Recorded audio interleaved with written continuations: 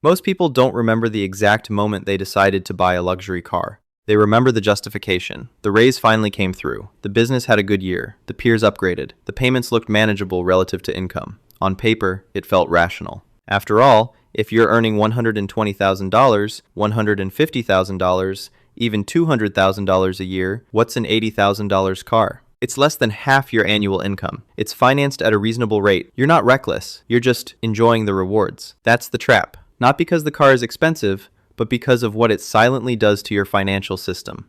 The luxury car is one of the cleanest examples of how ego converts high income into low freedom. It doesn't destroy you with one dramatic decision. It erodes your trajectory through a series of perfectly reasonable choices that feel aligned with success, but quietly hollow out your profit margin. Let's be precise. An $80,000 car rarely costs $80,000. With taxes, registration, and dealer fees, the out-the-door price often lands closer to $88,000, $90,000. Most buyers don't pay cash. They finance. At 6% over 72 months, that's roughly $1,330 per month. Over 6 years, total payments exceed $95,000. Add insurance premiums that are often $150, $250 higher per month than a standard vehicle. Add maintenance, higher cost tires, higher cost repairs, higher cost depreciation risk. All in, the monthly cash outflow is easily $1,600, $1,800. Now zoom out. If your after-tax income is $7,500 per month, that car consumes 24% of your take-home pay.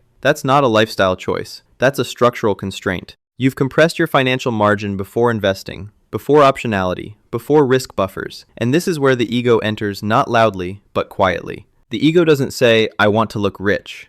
It says, "This aligns with who I am now." It says, "I've earned this." It says, "People like me drive cars like this." That identity shift is more expensive than the vehicle itself, because once your self-image is upgraded, your baseline rises. You don't just own the car. You now have to sustain the version of yourself who owns it. That version tolerates less inconvenience, expects higher quality across all categories, and subconsciously resists any move that feels like a downgrade, even if it improves long-term freedom. This is how high earners get stuck.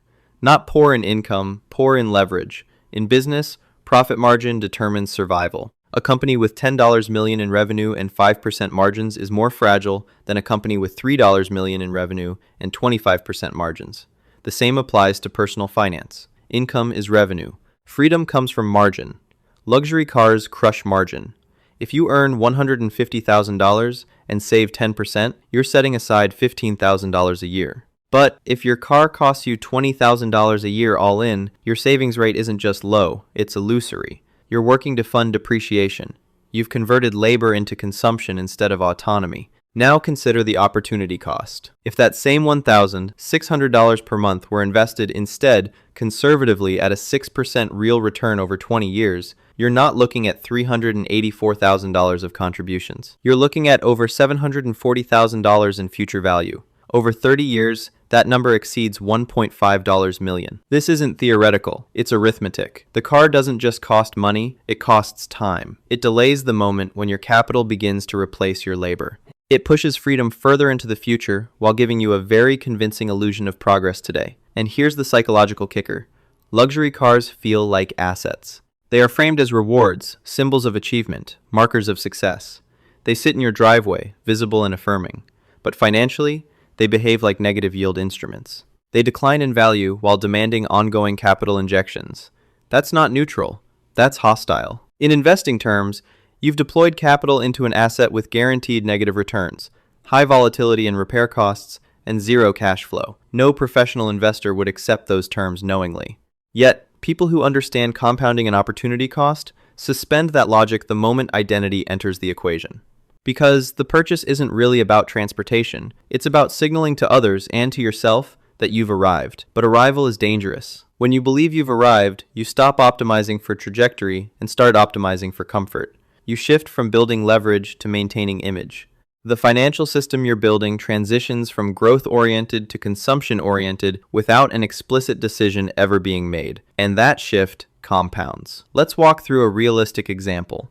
A 35-year-old professional earning $140,000 buys an $80,000 car. After taxes, Their take-home pay is roughly $8,000 per month. The car costs $1,700 monthly all in. They save $1,000 per month. On paper, they're responsible. But then, something subtle happens. The car anchors expectations. Vacations feel more expensive now. Restaurants feel normal at a higher tier. Housing standards adjust upward, not because of conscious indulgence, but because once you accept one high fixed cost, others feel less consequential by comparison. This is lifestyle creep's most dangerous form, the kind that hides inside rationalizations. Within 2 years, savings drop from $1,000 per month to $600. Investing becomes sporadic. Emergency buffers shrink. Optionality decreases. Now add a mild shock. A job change, a slow business quarter, a health expense. Nothing catastrophic, just real life. The margin disappears instantly. At this point, the car is no longer a reward. It's a constraint, but selling it feels like failure. Downgrading feels like regression. So the system tightens elsewhere. Investments pause. Risk tolerance increases in unhealthy ways. Stress rises. This is how people earning six figures end up feeling financially behind, despite doing everything right. They optimized for visible success instead of invisible leverage. Contrast this with an alternative identity. Another professional earns the same $140,000. They drive a reliable $30,000 vehicle paid off quickly. Their total monthly vehicle cost is $500. Insurance is lower. Maintenance is predictable. Their savings rate is 25%. They invest consistently. Their fixed costs are light relative to income. This person doesn't look impressive in a parking lot, but they have options. They can tolerate income volatility. They can take career risks. They can step back from work temporarily. They can deploy capital when opportunities appear. Their financial system absorbs shocks instead of amplifying them.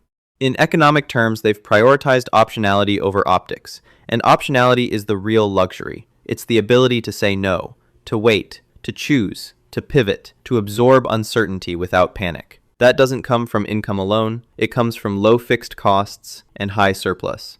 Luxury cars do the opposite. They hard-code future obligations into your life. They increase your psychological baseline and make every financial decision heavier. Even if the payment is affordable, the constraint is cumulative. Another overlooked angle, risk-adjusted returns. When you lock yourself into high fixed expenses, your risk tolerance narrows.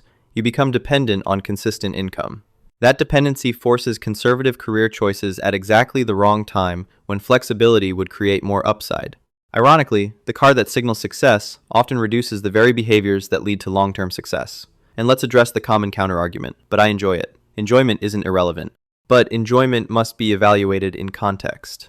A $80,000 car might give you pleasure for the first year, maybe 2. After that, it becomes normal. The dopamine fades, the payments remain, the identity baseline stays elevated. What once felt like a reward becomes the minimum acceptable standard. Hedonic adaptation is not a theory, it's a law.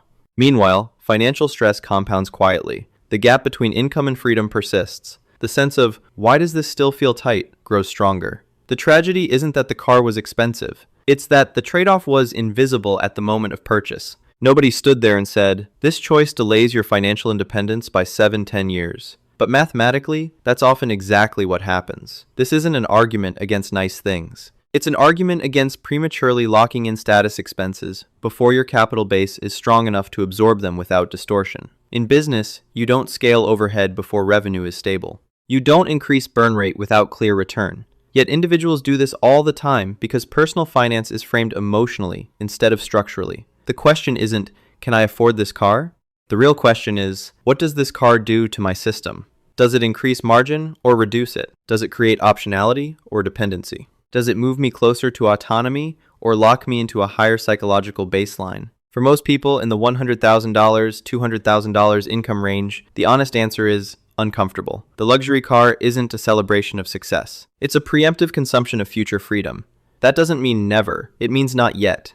True wealth is the ability to deploy money without it deploying demands back onto you. When a purchase requires future labor to sustain it, you don't own it. It owns part of your time. And time is the only asset that never compounds. The people who build lasting freedom tend to look underwhelming for a long time. Their choices don't signal arrival. They signal restraint. Their lives are structurally boring and financially resilient. They delay visible rewards in exchange for invisible leverage. Eventually, that leverage becomes obvious, but by then, they don't need it to be. If there's one uncomfortable truth worth sitting with, it's this. Looking wealthy is expensive. Being wealthy is quiet. And the difference often sits on four wheels in your driveway, depreciating silently while your future waits.